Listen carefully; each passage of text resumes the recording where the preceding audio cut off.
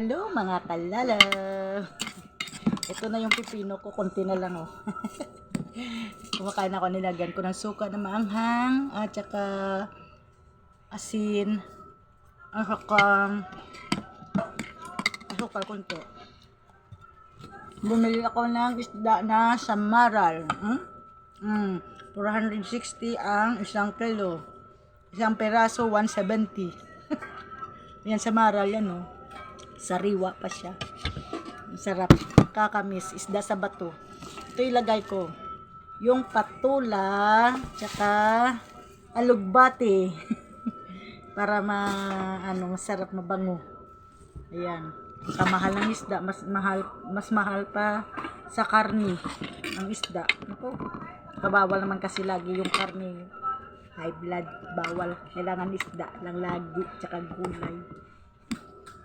Kain tayo, pipino, mga kalalaw. Wow!